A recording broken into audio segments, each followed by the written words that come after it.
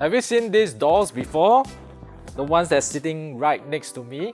So these are known as the Labubu dolls and is causing a storm among collectors. Hi, I'm Alvin. I'm an investment advisor with iFast Global Markets and I'm also a co-founder of Dr. Wealth. So in this video, I'm going to share with you what's going on behind this Labubu craze and of course the listed company behind this creation. The popularity of these Labubu dolls, probably we can trace it back to Lisa, who is one of the members of Blackpink, and she was seen in her Instagram post holding this Labubu doll, and she also has one that's attached to a handbag.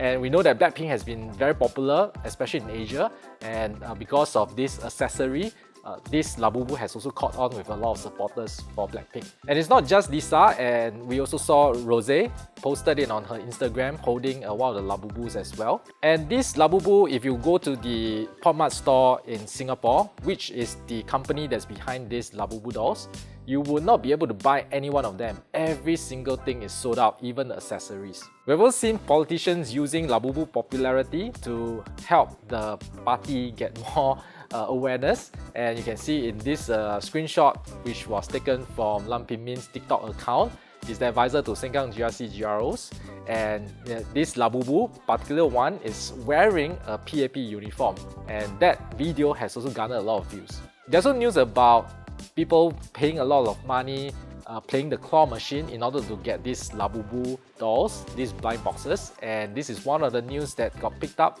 And this guy spent over $10,000 to catch these Labubu dolls on a daily basis, and his claim is that it helps him de-stress and he does it every day. Eventually, he also resell some of these dolls, and I believe that he probably made a profit out of this. So who is behind this Labubu creation? There is this artist, Lung Ka Sing, and his inspiration came about when he was a lot younger and he grew up in the Netherlands, where he got exposed to the Nordic folklore, and this Labubu is created based on that stories. And he created in 2015. Pop Mart got the license, the exclusive license to manufacture, sell and distribute these toys based on the Labubu series in 2019. You can say that Pop Mart is a retailer of these toys and figurines, and they have 84 stores globally and 6 are in Singapore. Most of them are in China. They can come in the form of a retail store, and they can also come in the form of vending machines. And my experience with Pop Mart was that not only I see them in the shopping malls. When I was on travel in Vietnam, I climbed up the Banang Hill, and then I also managed to see there's this Pop Mart store in a castle, right? It's very special, and I see a lot of tourists rush into it and came out with bags of Pop Mart merchandise. Pop Mart was created by this founder Wang Ning, and that was in 2010.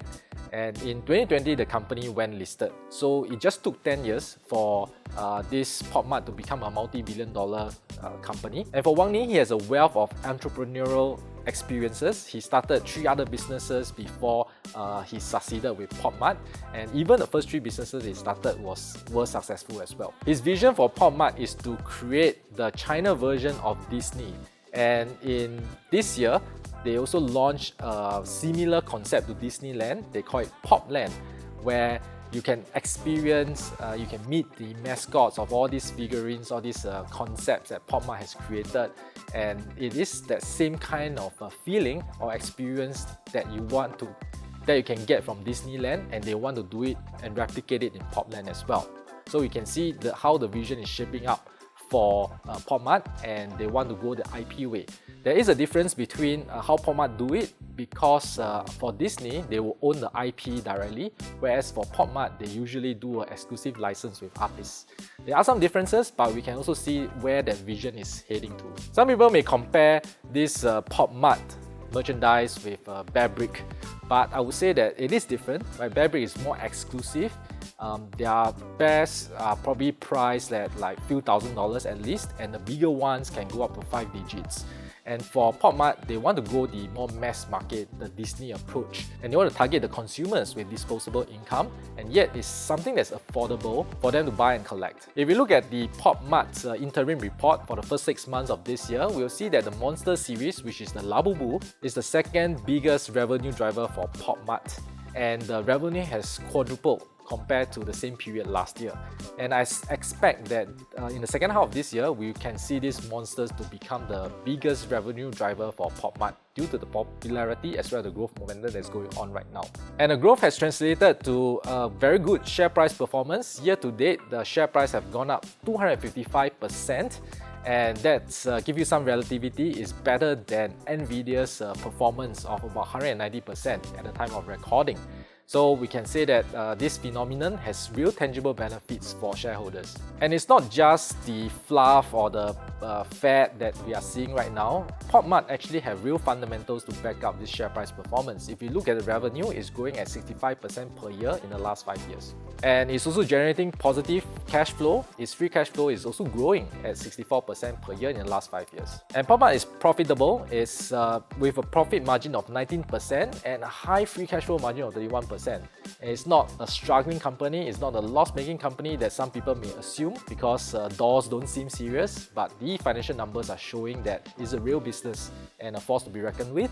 And ROE and ROA in the double-digit percentages are also very impressive. Some investors may think that the share price has already gone up too much, it may be overvalued, but if we really compare to its 5-year average for its price multiples, the various price multiples as shown in the screen, it's actually not overvalued, it's probably fairly valued. Right? At the same time, it's not a screaming buy.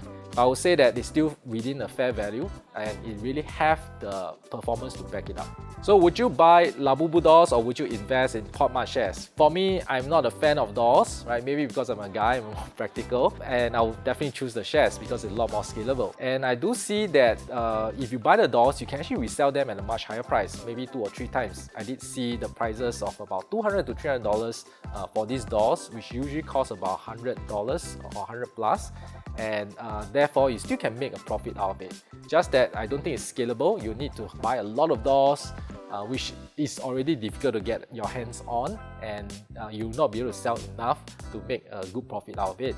Meanwhile, shares, you can buy as many as you can, and it's a lot more scalable in that sense. But I also understand that dolls have sentimental value. It also have something that is intangible. You can hold it in your hands, you can look at it, you can admire it, but it's very unlikely that you can hold and touch your stocks. So there are some differences, but I'd love to hear from you. Would you prefer to have Labubu dolls or would you prefer to buy Pop Mart shares?